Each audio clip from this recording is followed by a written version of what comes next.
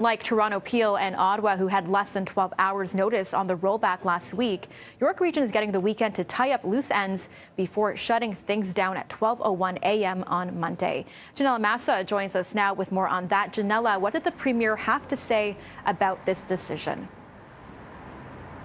Well, Melissa, Premier Ford says he understands that these decisions have devastating impact on small businesses. And so he wants to give, restaurants that have food and inventory time to get rid of their stock. And he says that this was an extremely difficult decision and one that he didn't want to have to make. But he says he knows it's necessary to avoid a full lockdown. I'm up till midnight returning calls, talking to these people, listening to them literally cry on the phone.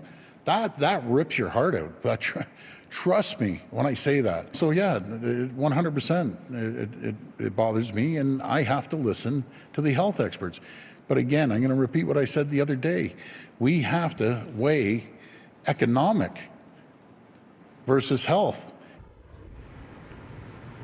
Now, here's the data that brought the province to this decision. It wasn't just case numbers. The case rate increased by 49% in the last 2 weeks, above the provincial average.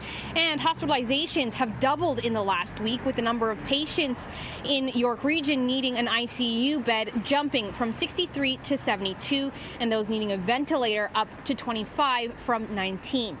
Now, York Region will be under modified stage 2 for 28 days. That means no gyms, movie theaters, or indoor dining. We spoke with Markham Mayor Frank Scarpiti. He says the move is unfortunately necessary, especially because people move so freely between borders in the GTA. This second wave came earlier than anticipated. It's akin to a natural disaster.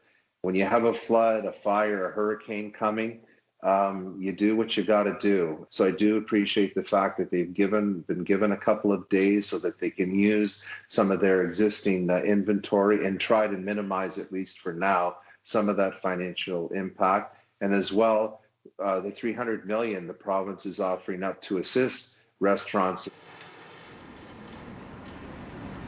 Now, the mayor is also asking people to support small businesses by ordering takeout this weekend and beyond. Now, there's also the question about whether Halton might be next. The province's chief medical officer of health had expressed concerns this week on rising numbers there. The premier is urging everyone to continue to mask up and social distance so that can be avoided. Now, the province was also asked about flu shots, and they clarified, the Minister of Health, saying that there is no shortage. And while pharmacies may be slowly running out, they are receiving regular shipments from global manufacturers, and they don't have any problem with supply. So the province has ordered about 5 million more than last year.